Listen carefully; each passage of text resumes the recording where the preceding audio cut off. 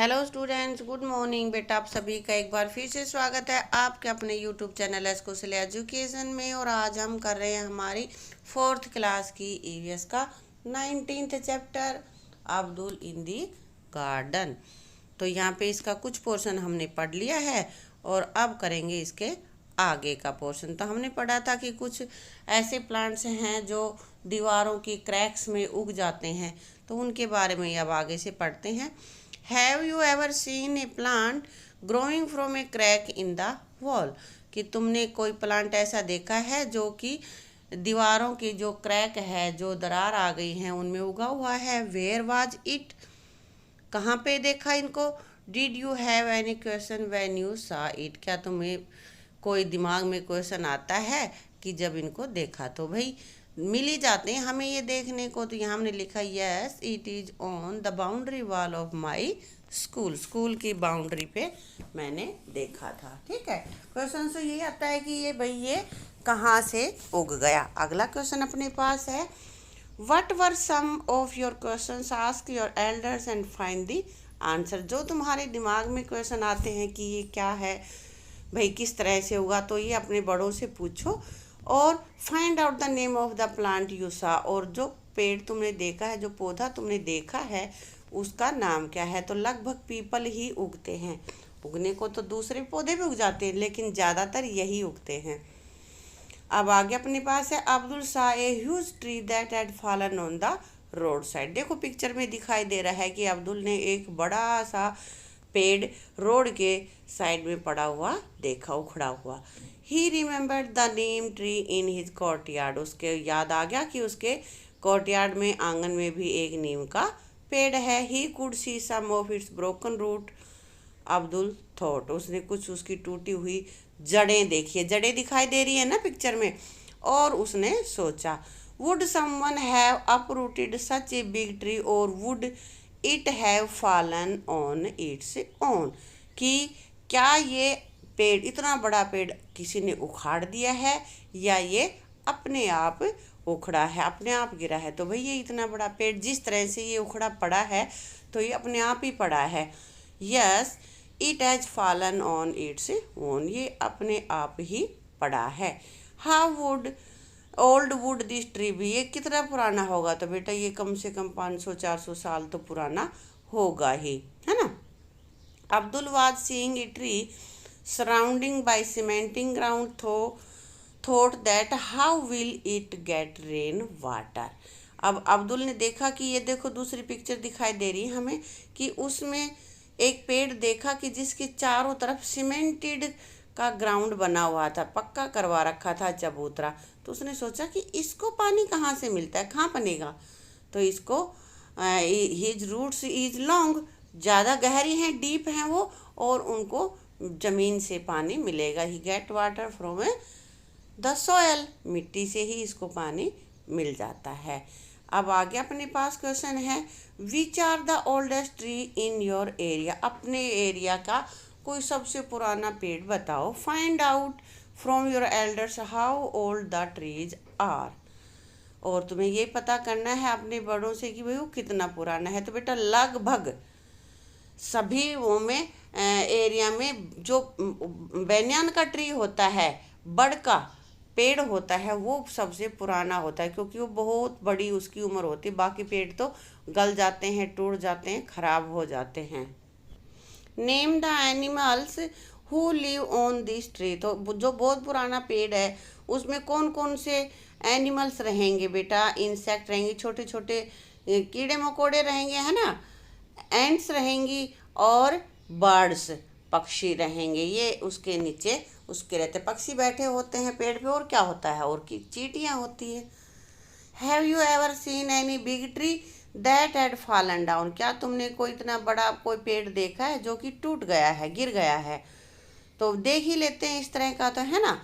What did you think when you saw it? तो तुमने जब उसको देखा तो क्या सोचा होगा भाई? इसके जो जीव जंतु इस पर रहने वाले थे वो एक तरह से ख़त्म हो गए होंगे, गिर गए होंगे बेचारे, कुछ तो नष्ट हो गए, कुछ मर गए होंगे, कुछ बच गए होंगे। इस तरह के विचार ही आते होंगे, या कुछ और विचार आता है आपके दिमाग में तो आपको ये यहाँ पे लिख देना है। आगे है अनयूजुअल रूट्स, असाधारण जड़ें। तो देखते हैं कौन सा है। Have you swung from a banana tree. Swung means होता है झूलना, झूले। तो स्विंग मीन्स झूलना और ये उसकी थर्ड फॉर्म है स्वंग। तो क्या तुम कभी बैनाना ट्री, बरगद के पेड़ के झूले हो। अपनी देसी भाषा में हम बड़ कहते हैं और वैसे वो बरगद होता है। What did you hold to swing, कि तुम किसको पकड़कर झूले हो। What look like the hanging branches are actually the root of the tree. क्या तुम्हें पता है कि जिन शाखाओं पे तुम झूल रहे हो वास्तव में वो उनकी ब्रांचेज होती हैं। These grow down from the branches until they reach the ground. और कहता है कि वो नीचे की तरफ ब्रांचेज इतनी बढ़ती रहती हैं जब तक वे जमीन को छू नहीं लेती, कि जमीन को छूने के बाद जमीन के अंदर चली जाती हैं। These roots are like pillar that provide strong support to the tree. ये कह रहा है कि ये जड़ें जो होती हैं ये एक मजबूत पिलर की तरह, खंबे की तरह के काम करती हैं जो कि पेड़ को मजबूती प्रदान करते हैं। क्योंकि ये पेड़ बहुत सालों तक जीवित रहता है, नष्ट नहीं होता है, इसलिए इसको सहारा ज़्यादा चाहिए होता है, इसीलिए ये नष्ट भी नहीं होता। The banana tree also has roots under the ground just as like other have. कि बनियान ट्री के दूसरे जो पेड़ होते हैं उनकी तरह की अंदर की धरती के जो अंदर हैं, सॉइल के अंदर हैं, वो भी जड़ें होती हैं और ब्रांचेज से नीचे लटक जाती हैं वो जड़ें भी होती है। देखा है ना, इस पेड़ पे दिख रही हैं और ये बच्चे झूल रहे हैं, यहाँ पे है भाई। There is a law against cutting trees. तो बेटा यहाँ पे देखते हैं कि क्या नियम है कि पेड़ों को काटने के विरुद्ध एक नियम बना है। क्या नियम है। There was a tree growing close to the lamp post. Lamp post यानी कि जहाँ पे जिस खंबे पे लाइट होती है उसको बोलते हैं लैंप पोस्ट। तो उसके पास एक पेड़ उगा हुआ था। The tree was so full of leaves that the light of the bulb was blocked. और पेड़ की इतनी ज़्यादा पत्तियां थी, इतना गहरा पेड़ था कि बल्ब की लाइट वहाँ तक, बाहर तक, रोड तक नहीं पहुँचती थी। People felt that the branches of the tree needed to be trim. तो लोगों ने सोचा कि भाई पेड़ की जो शाखाएं हैं उनको ट्रिम करने की, यानी कि छांगने की, अपनी भाषा में छांगना बोलते हैं हम, वैसे काटने की मतलब ज़रूरत है। Before they do this they need to take written permission from the government office. लेकिन पेड़ को अगर उसकी टहनियाँ हमें काटनी है तो इस सबसे पहले उन्हें सरकार की परमिशन आज्ञा लेने की आवश्यकता है, यानी कि परमिशन मिलेगी गवर्नमेंट से, तभी वो पेड़ को छांग सकते हैं। अगर हम पीछे से बिना परमिशन के काटते हैं तो ये कानूनन जुर्म है। ठीक है बेटा। अब ये पिक्चर देखो, बच्चे झूल रहे हैं ना, ये बैनाना ट्री है, बरगद का पेड़ है।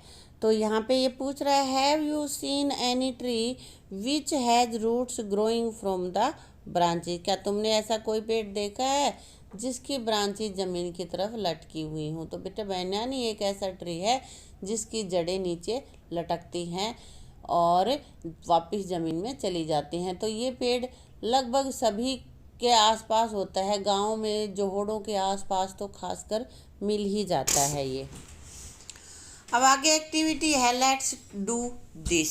Get together with 3 or 4 your friend. अपने 3-4 मित्रों को इकट्ठा करो। From the list of the things given decided who will bring this which thing.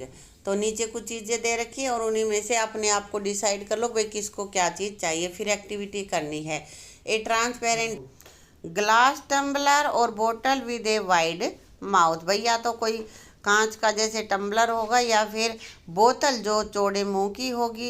एक रबर बैंड एंड थ्रेड, या तो रबर बैंड या धागा। Some seeds of moong, wheat, bajra. कह रहे कि कुछ बीज होंगे, कौन कौन से हैं। मूंग, गेहूँ, बाजरा, मस्टर्ड, चना। मस्टर्ड होती सरसों, chana and rajma and a wad of cloth wool. एक कॉटन का एक कपड़ा चाहिए हमें। तो ये सारी चीज़ें हैं। तो ये सोच लेना अपने दोस्तों में, अपने आप से डिसाइड करना भाई कौन सा बच्चा क्या चीज़ लेगा। फिर क्या एक्टिविटी करनी है, each group will work with only one kind of seeds. कई तरह के सीड्स लिए हैं ना, गेहूं के, मूंग के, सरसों के, चने के, राजमा, ये अलग अलग कह रहा है कि एक ग्रुप में एक बच्चा एक ही तरह का बीज लेगा। सो के फ्यू सीड्स यानी कि 5-6 overnight in A ball with the water full of water. तो 5-6 दाने लेके किसी भी तरह के एक अनाज के और उसको पूरी रात पानी में भिगोना है। Take the wet of cotton wool and wet it. एक कपड़ा लेना है कॉटन का और उसको भिगो लेना है। Put it on the mouth of the tumbler. और जो खुले मुंह की जो अपनी बोतल ली है उसके मुंह पर इसको ढक देना है। Tie it tight to the mouth with rubber band और थ्रेड। और अब इसको क्या करना है कि टाइट सा उसके मुंह को बांध देना है। रबर बैंड यूज करो या तुम धागा यूज करो, ठीक है। Remove soaked seed from water and place them in the cotton वूल। और अब जो पानी भिगोया था पूरी रात उसको हम पानी को निकाल देंगे और उस कपड़े में उसको रखेंगे, उन सीड्स को। You will have to take care that the cotton wool does not dry. और तुम्हें ये कोशिश करनी है कि जो वो कपड़ा है कॉटन का वो सूखे नहीं, यानी उसको भिगोए रखना है। Observe the changes that take place for the next 10 to 12 days. और अगले 10-12 दिन उसको कपड़े को नमी युक्त रखना है, उसको भिगोए रखना है और फिर देखना है कि उसमें क्या चेंजेस आए हैं। Did you observe the seeding come out of the seeds. क्या तुमने देखा कि जो बीज तुमने भिगोए थे उनमें से सीडिंग हो गई है, उनमें अंकुरण हो गया है। Draw the picture of the seeding as it looks on the 4th and 8th day. कि चौथे दिन और 8वें दिन कितने सीडिंग हुई है उनकी तुम्हें ये जो नीचे बॉक्स दे रखे हैं इनमें पिक्चर बनानी है। भाई 4 दिन में थोड़े कुछ के निकले होंगे, कुछ के नहीं, और जरा जरा से निकले होंगे, और 8 दिन के बाद थोड़े और बड़े हो गए होंगे, है ना। तो ये दोनों पिक्चर्स तुम्हें यहाँ पे बनानी है इन दोनों बॉक्सेस में। अब इस पे कुछ क्वेश्चन है वो देखते हैं। What difference did you observe in the seed after soaking compare with dry seeds and right. कह रहा है कि अब तुमने इन जो भीगे हुए जो सीड्स हैं उनमें क्या अंतर देखा, तो सूखे बीजों से इसकी तुलना करो। क्या मिला भाई, soaked seed sprout while dry seeds no sprout. जो भीगे हुए बीज थे वो उनमें स्प्राउट निकल आया है और जो सूखे थे उनमें स्प्राउट नहीं निकला है। What did you think would happen if the cotton wool had been left dry। कि यदि हम कॉटन का जो कपड़ा है उसको हम भीगा हुआ नहीं सूखा छोड़ देते तो क्या होता। The seeds will not sprout. तो उसमें से अंकुरण नहीं होता, यही होता, गीले हैं इसीलिए अंकुरण हो गया। In which direction did the root grow and the stem. कह रहा है कि रूट्स जड़ें किस डायरेक्शन में उगी हैं और स्टेम किस में। तो बेटा roots grow in downward while stem grows in upward. तो रूट्स तो ऊपर नीचे जाएंगे जमीन के नीचे और तना ऊपर की तरफ जाएगा। How big did the plant grow in the cotton वूल। कितना बड़ा निकला होगा भाई, छोटे अंकुरण नहीं हुए हैं तो स्मॉल प्लांट है, वेरी स्मॉल प्लांट है, ठीक है। Did small plant come out from all seeds. क्या सभी सीड से निकले, नहीं, कुछ सूखे होंगे उनसे, सभी से सूखों से नहीं निकले, जो गीले हैं उन्हीं से स्प्राउट निकला है। तो no only soaked seeds sprouts, केवल जो गीले सीड्स हैं उनसे स्प्राउट निकले हैं। What is the colour of the root. Roots का कलर कैसा होगा, तो बेटा उस समय जब उगते हैं ना तो ये वाइट ही होती हैं, कलर होगा white. Did you see any hair on the roots. जड़ों के कोई बाल से दिखाई देते हैं, छोटे छोटे अंकुर से, हाँ तो दिखाई देते हैं, yes. Try and pull out one little plant from the cotton wood. Were you able to pull it out, Y.